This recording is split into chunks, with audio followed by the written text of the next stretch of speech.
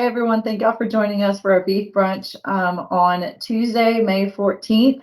I feel like I always start this with the giggles because I can never get it going right and somebody's making a face. So it's good to be back with everybody. We're going to go ahead and let Brittany kick it off with her update for Central Louisiana. Thanks, Ashley. I know I probably wasn't helping with your giggle situation there because I was smiling nice and cheesy there.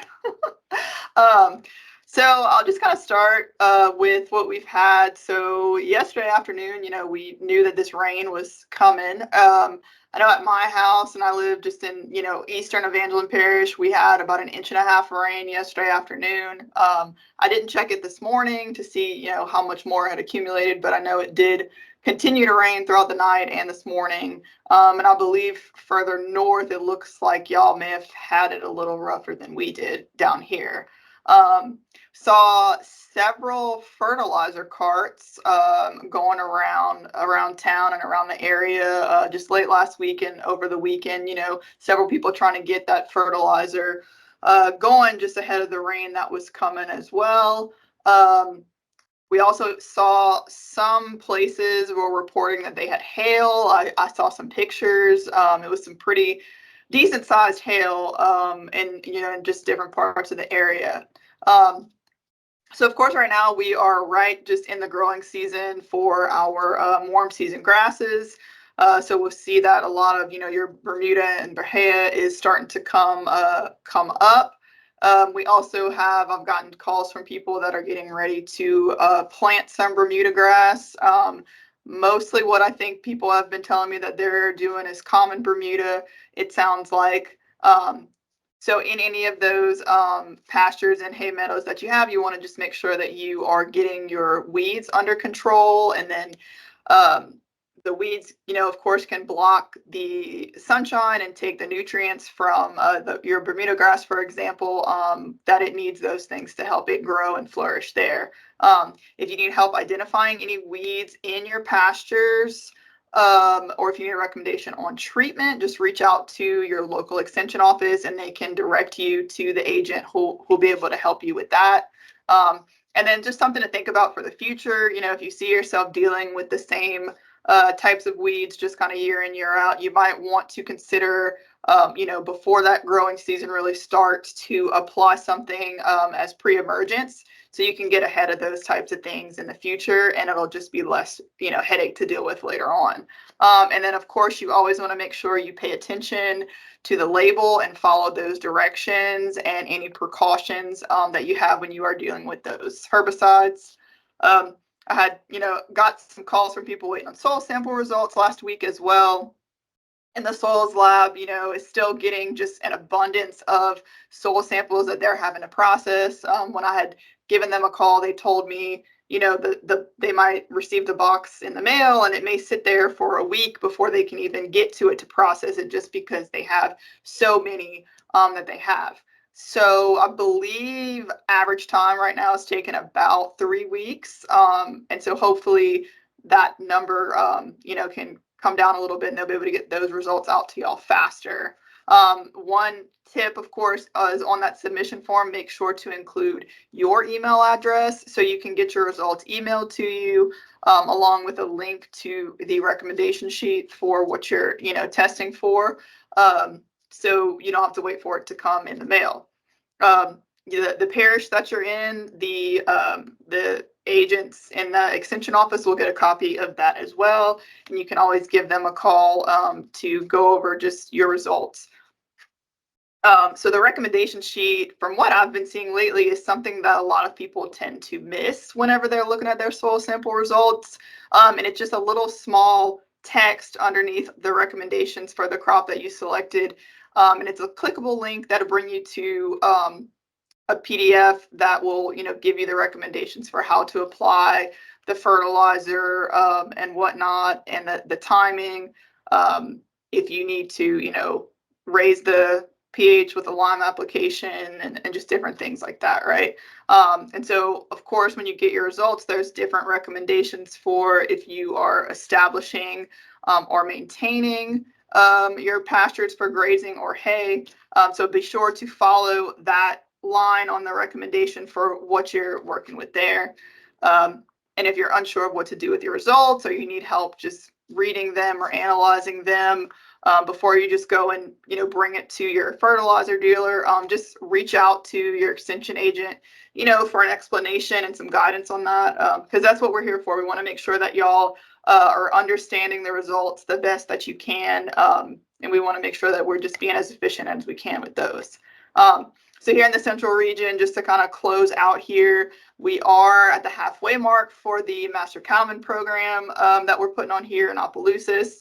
So we just finished our 5th class last week, and we have 5 remaining. So we'll have 22 participants that will finish that program, and they'll be certified as Master Cattlemen come mid-June. And they've been a really great group of participants, and I really appreciate the opportunity to be able to get to know them and have our speakers come in every week, and just to be able to coordinate the whole thing. And of course, Vince and Ashley have been very helpful in that process as well. So thank you guys for that. So with that, I'll go ahead and turn it over to Vince for him to give his update now. Thanks, Ashley, and thanks everyone, Brittany and Trip.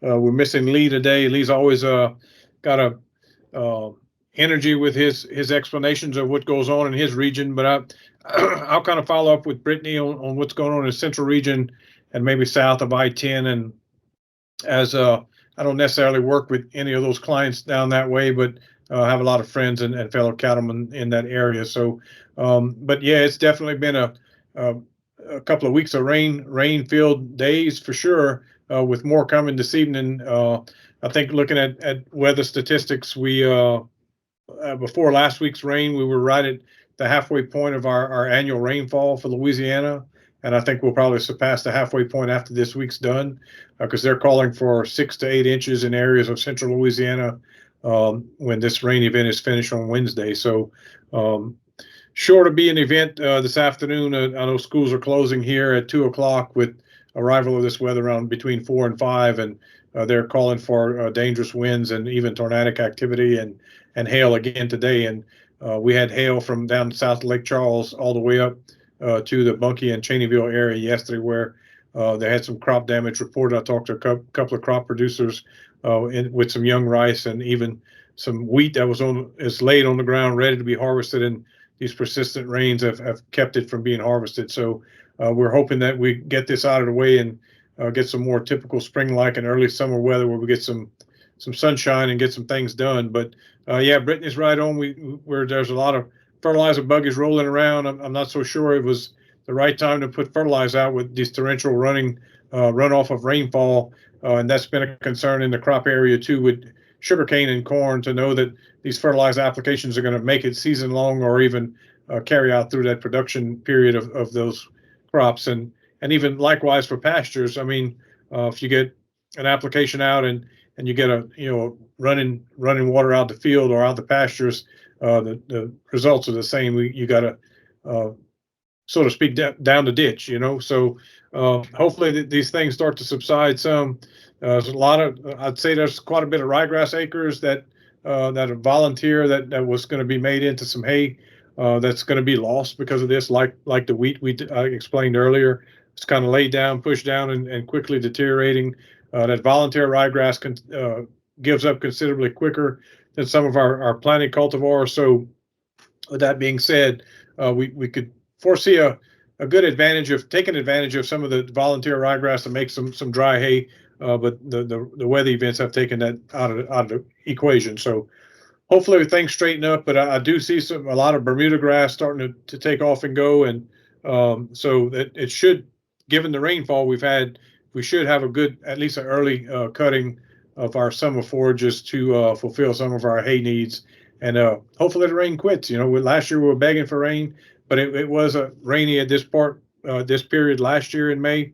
So when it quit, it just quit and turned awfully hot and awfully dry pretty quick. So hopefully it doesn't turn off so quickly. As far as the cow herd and what's going on out in pastures, those who like calving in December and January, bulls are starting to come off. Those who like a March, April, late February, March, April calving season, bulls have recently gone out. So again, those bulls coming in, I've said this time and time again, and I think the last time we met, keep those bulls up close where you can watch them if they have some ailment, or you can treat them, you can catch them, because investing in bulls is quite expensive these days. As these processing bulls or kill bulls, if you would, go into the sale barn or bring in well over around $1.50 a pound. So we want to make sure that you're taking care of those bulls and they don't get injured.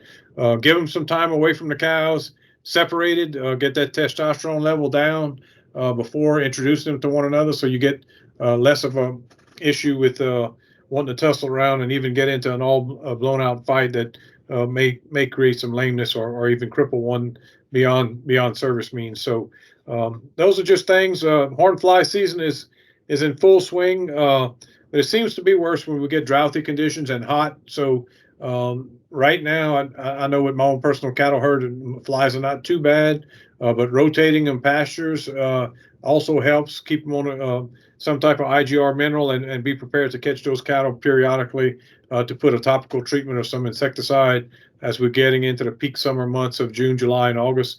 A lot of folks will be going with ear tags, but just remember, if you're going to put ear tags, they're good for about 90 days, but they need to come out. So we don't build that resistance in those products that we have out there. And it's also can be a toxic situation to the cow if you're applying 2 ear tags. So make sure to make a plan when you're weaning those spring calves in September and October.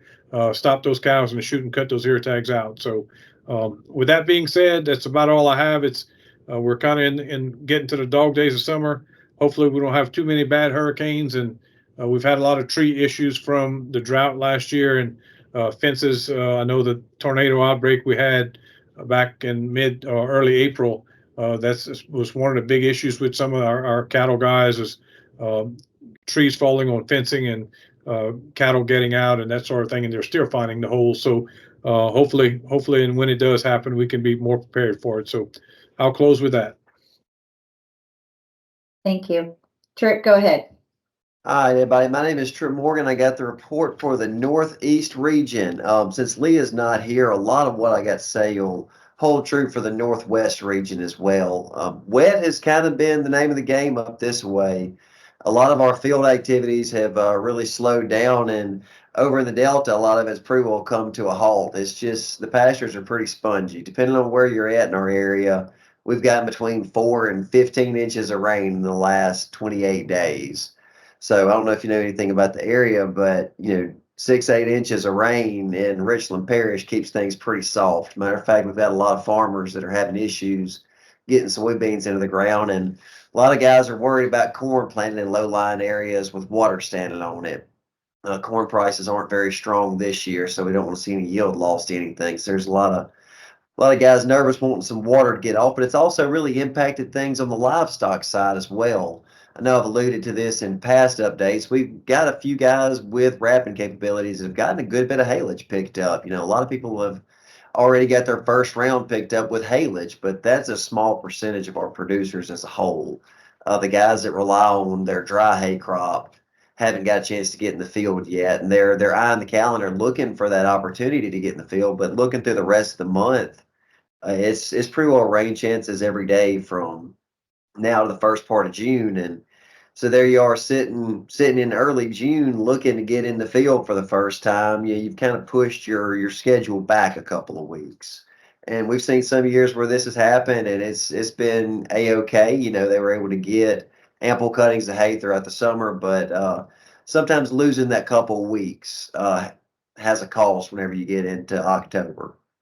Another thing Vince talked about last year, it's kind of eerily similar. We were getting good rains like we are this time of year, like we are right now last year, and then when it cut off, it cut off. So I pray we don't see another situation like that. I pray we get enough of a break for our guys to get in the field, but I hope we get some more rain on the backside of it. But while you can't get in the field, I do encourage once again to go through your equipment. Make sure you got fresh blades. Make sure your cutter's been busted off. Make sure the baler's ready for field service. That way, whenever you do get a window, that you can take full advantage of it. Let's see what else we got. We're pretty well done with our spring calving up this way. Like Vince said, some bulls have made it back in, some bulls are out, and we are starting to see some horn fly pressure up in our part of the world too. One thing that makes management tough right now is the rainfall that we're getting. You know, you don't want to put a pour on and then get 6 inches of rain that afternoon. So you have to be aware of how you're managing these strategies. And right now, one good way of going at it is with cultural practices by keeping your cattle moved onto fresh ground ahead of that horn fly egg hatch. That is pretty well everything I've got for our Northeast region update. Caught me in the middle of typing a note. All right. Thank you. I was trying to make sure I wasn't going to forget anything. Yeah, Lee, as I mentioned, could not be on today, but I think Tripp hit it perfectly for what was happening in the Northwest. I was watching the weather yesterday. We had to do a little bit of data collection on some heifers at the hill farm this morning, and was trying to figure out whether we should try to sneak it in between rainfall or reschedule for today is Monday as we're recording. Let's reschedule it for Tuesday. But it ended up, we really didn't get any rain. They had predicted it pretty much to be raining all day, and it kind of, I guess, skirted around us a little bit. But as they've all mentioned, it's in the forecast. So sloppy mess right now, but hopefully it'll spread out and scatter out and continue through the summer, because they are predicting another dry summer. And I've heard horrible predictions of not such a good hurricane season either. So prayers that we don't have to, that none of those predictions come true. When we were looking at everything beforehand, I was telling everybody here, I feel like I've done something wrong, because I'm looking at our save the date little section that I always put, and there's nothing. So really the only thing we have coming up, Dr. Donna Gentry has her Master Cattleman program starting. I believe that's in August, but I do have the link that you can click to get that information and go there. Brittany mentioned that she's halfway through hers. Northwest wrapped up, I think that was 2 weeks ago that they finished theirs. So we are we're moving into hay season, so some of our events and stuff kind of slow down just a little bit. I am looking forward to starting our advanced Master Cattleman this Friday. So we've closed registrations for those, and we'll kick that off this Friday, and we'll continue that through the year. I was at the Dean Lee Research Station on Friday. Really enjoyed visiting with the Livingston Parish Cattlemen's group that came up to see us there. I know they were doing a tour of a couple producer locations and stopped by the station as well. And then I also heard that Josh Sally had a wonderful field day over in DeSoto Parish at the Branch Ranch. And so had great things going on last week to kind of wrap up some of our spring stuff that we've got going on. With that, we don't have anything really coming up. If everybody here is good and doesn't have anything to add, then we will see y'all again in just a couple of weeks.